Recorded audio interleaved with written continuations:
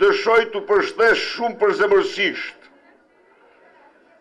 dhe të shpreh kënaqësinë time që të ndaj me ju sot gëzimin e inaugurimit të rindërtimit të plot të shkollës 9-vjeçare të qytetit tuaj, për të cilën janë investuar rreth 60 milion lek. Me këtë rindërtim, shkolla është ndruar në një shkollë moderne me 24 klasa, 3 laboratore, 2 kabinete informatike, me sallë të aktiviteteve kulturore, bibliotek, palestër dhe të gjitha pajisjet e një shkolle moderne. Duke ardhur këtu, pyeta kryetarin e bashkisë, çfarë ka mbetur nga shkollat e qytetit pa ndërtuar nga e para apo rindërtuar? Më tha se tenderi për gjimnazin është hapur dhe shpall fituesi dhe fillon ndërtimi. Pra ka mbetur vetëm një shkollë në hyrje të qytetit.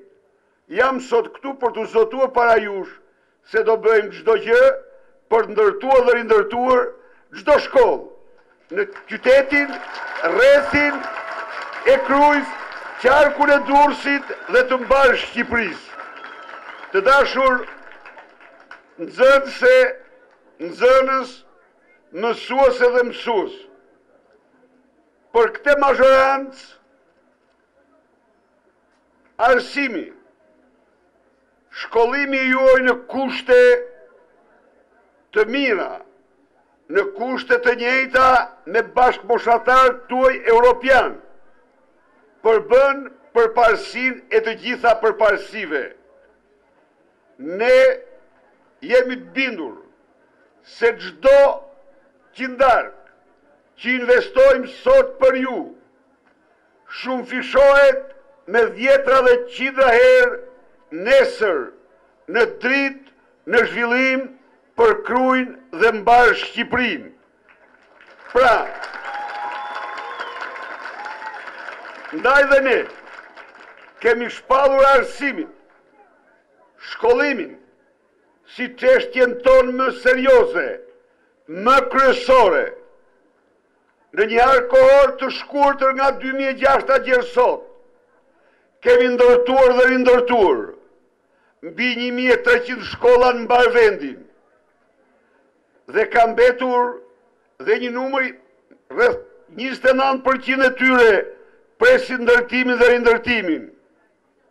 Ju garantoj se gjatë mandatit që vjen, çdo shkollë e këtij vendi do të jetë e ndërtuar rishtas ose e rindërtuar. Çdo shkollë e këtij vendi do të jetë e pajisur me laboratoret më moderne. Ne kemi dëshmuar me vendime shumë të rëndësishme se për ne arsimi është çështja më kryesore. Në asnjë sektor tjetër të jetës së vendit, ne nuk kemi financuar sa që kemi financuar në sistemin arsimor, nga 25 miliard, që ishte buxheti në vitin 2005, sot buxheti për arsimin nga sektori shtetëror dhe privat është mbi 50 miliard. Në përpjekjen tonë për një sistem arsimor të zhvilluar, të denjë për fëmijët tanë, ne kemi rritur rrogat e mësuesve sa në asnjë sektor tjetër. Sot, edukatori e Kopshtit merr një rrogë 147% më të madhe se në vitin 2005, vit të cilën ajo shpërblej me 20.000 lek, sot shpërblehet me 50.000 lek. Mësuesi i arsimit 9-vjeçar merr një rrogë prej 540.000 lek, kundër 22.900 lek që mirte në 2005. Po kështu, mësuesi i shkollës së mesme merr një rrogë 127% më të lartë. Në rast se në vitin 2006 rroga midis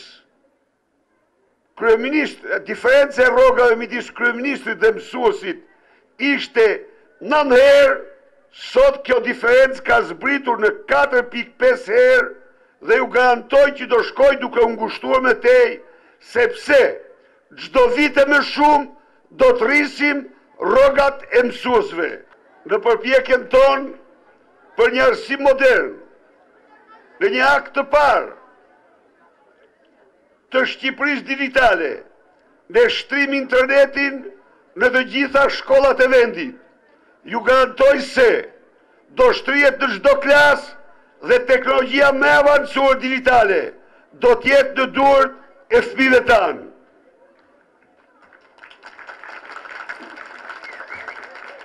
Të dashur nxënëse dhe nxënës, gjatë vizitës në shkollën tuaj, unë kudo ndjeva tek ju gëzimin e 100 vjetorit të pavarësisë së Shqipërisë.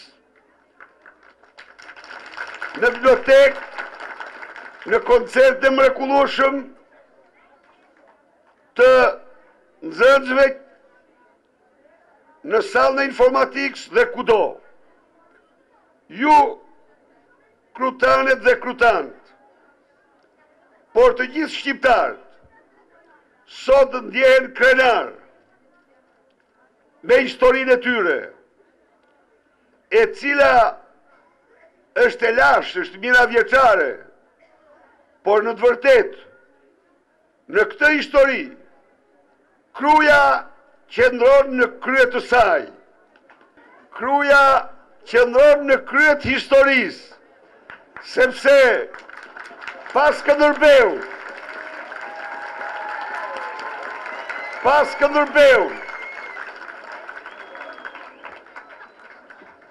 pas Skënderbeut, e luftrave legjendare, e qëndresës që mahniti botën, por edhe pas Skënderbeut e ri, emri i kombit shqiptar do të ishte harruar në histori.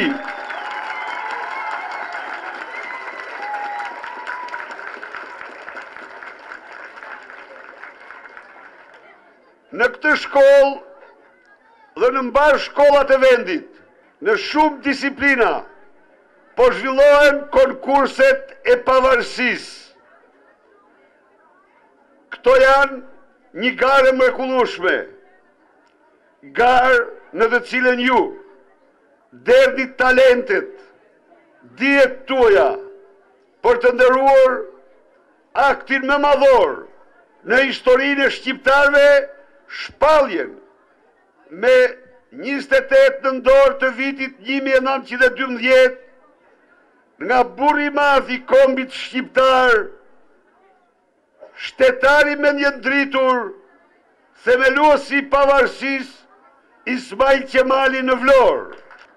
100 vite kanë qenë vite të vështira, vite përpjekjesh mbinjerëzore për shqiptar, por sot jemi të lirë, sot ndërtojmë të ardhmen, sot jemi antar të NATO-s, sot ecim drejt ëndrrës europiane të rinjërazve tanë, të paraardhësve tanë, tonës dhe fëmijëve tanë, drejt integrimit të Shqipërisë në Bashkimin Evropian.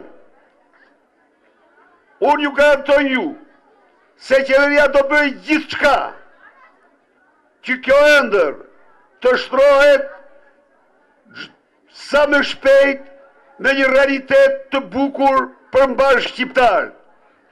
Shfrytëzoj rastin për t'i bërë thirrje edhe një herë opozitës të votojë ligjet që kërkohen nga Komisioni Evropian në mënyrë që të dëshmojmë se të gjithë si shqiptar jemi të përkushtuar në procesin e integrimit. I bëj thirrje të heqë dorë nga bllokimi, sepse ky bllokim është shkelmimi i ëndrrës më të bukur të fëmijëve tanë, të prindërve të tyre, të qytetarëve shqiptar, pavarësisht nga përkatësia e tyre partjake. Të dashur nxënëse dhe nxënës, mësuese dhe mësues, prindër dhe familjar. Kohët e fundit, opozita kritikon kryeministrin. Pse inauguron shkolla të reja dhe pse në fjalimet e tij diskuton me nxënësit, mësuesit, prindërit dhe familjarët e nxënësve për ëndrrën më të bukur të tyre, ëndrrën europiane. Unë duhet t'i garantoj ata se kritikat e tyre nuk më pengojnë mua dhe nuk do më pengojnë kur. Në politikat e qarta tona për arsimin. Në rast se ndokush mërzitet se ne inaugurojmë shkolla të reja, në rast se ndokush mërzitet se ne kemi ndërtuar mbi 71% të gjitha shkollave të vendit apo rindërtuar ato, i them se do mërzitet dhe më shumë, se do ndërtojmë dhe rindërtojmë çdo shkollë në Shqipëri, dhe se arsimi për ne mbetet objektivi ynë më madhor. Ne duam që fëmijët shqiptar të shkollohen në shkollat më moderne. Në rast se ata mërziten sepse së bashku diskutojmë për ëndrrën tonë europiane, për projektin tonë të madh, gabojnë rënd. Do të diskutojmë dhe debatin, dialogun për të ëndër, do të vazhdojmë së bashku gjersate të bëjmë realitet të plot, gjersa rrugën tonë të heqim çdo pengesë.